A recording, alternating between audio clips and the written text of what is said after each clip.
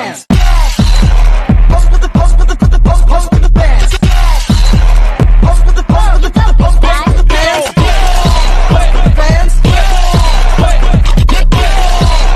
Pose with the bands.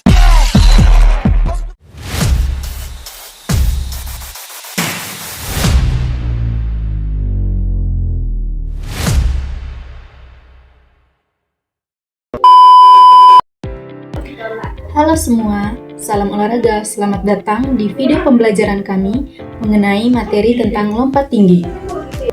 Dalam materi ini, kami akan membahas mulai dari pengertian lompat tinggi, alat-alat yang digunakan, macam-macam gaya lompatan, teknik dasar, hingga peraturan dan kesalahan yang harus dihindari. Selamat menonton, semoga video ini dapat bermanfaat bagi teman-teman. Apa itu lompat tinggi? Lompat tinggi adalah gerakan melompat untuk melewati mistar pada ketinggian tertentu tanpa menyentuh atau menjatuhkan menggunakan teknik dan gaya tertentu. Yang kedua, alat-alat yang digunakan dalam melompat tinggi. Yang pertama, mistar atau crossbar. Batang ringan yang melintang di antara dua tiang.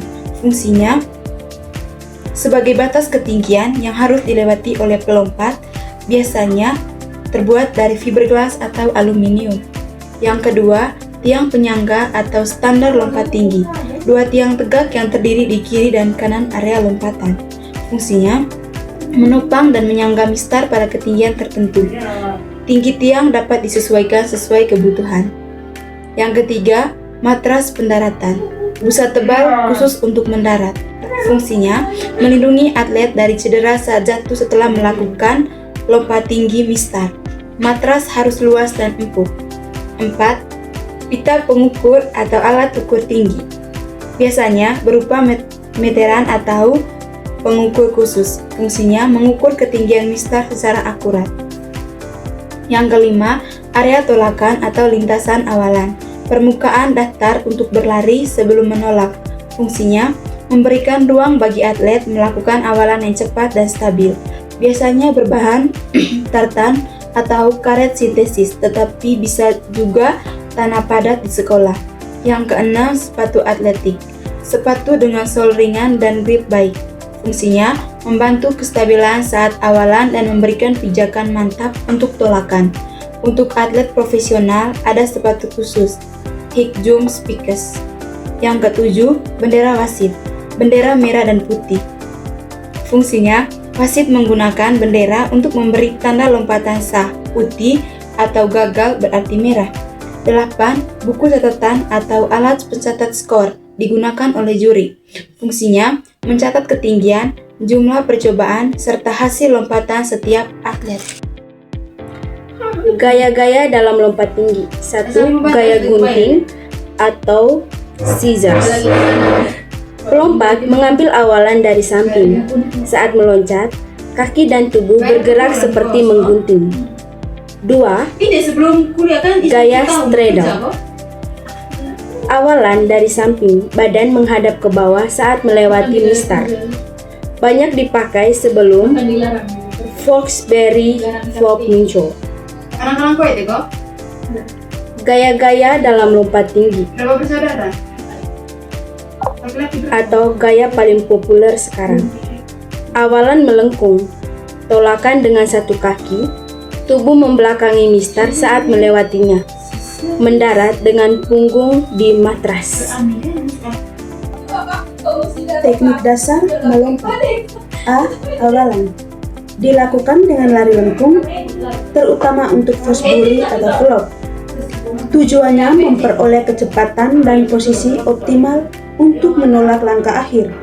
Biasanya lebih panjang untuk mempersiapkan tolakan. Ciri-ciri awalan yang baik. 1. Kecepatan meningkat bertahap.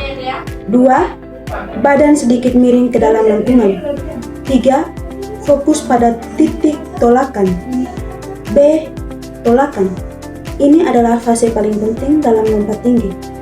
Teknik tolakan. Gunakan satu kaki terkuat. Dorong kuat ke atas dan sedikit ke belakang. Lengan diayunkan untuk membantu mengangkat tubuh. Pandangan ke arah atas. Tujuan tolakan. yaitu ia memberikan tenaga vertikal maksimal. C. Melayang dan melewati mistar. Teknik tergantung gaya, namun untuk Fosbury Flop, bahu menuju mistar terlebih dahulu. Badan melengkung seperti busur. Pinggul menjadi bagian tertinggi. Kepala dan kaki terakhir melewati mistar. D. Pendaratan. Pendaratan dilakukan di master empuk. Untuk gaya Fosbury Flop, pendaratan pada punggung. Jaga tubuh rileks agar tidak cedera. Peraturan lompat tinggi. Peralatan mistar sebagai batas tinggi, penumpang mistar atau tiang lompat. Mistar untuk pendarat. Yang kedua, aturan perlombaan. Setiap atlet boleh mencoba lempar maksimal 3 kali ketinggian tertentu. Yang kedua, jika gagal 3 kali berturut-turut dinyatakan gugur. Gagal jika mistar jatuh, menyentuh mistar dengan tubuh sebagai melewatinya, menolak dengan 2 kaki. Ketinggian dinaikkan setelah semua atlet menyelesaikan gilirannya.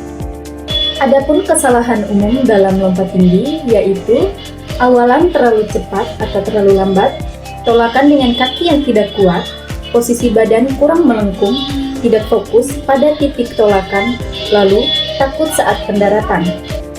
Sekian materi mengenai lompat tinggi. Semoga materi yang disampaikan dapat membantu kalian dalam memahami teknik, aturan, dan alat-alat yang digunakan dalam lompat tinggi dengan baik.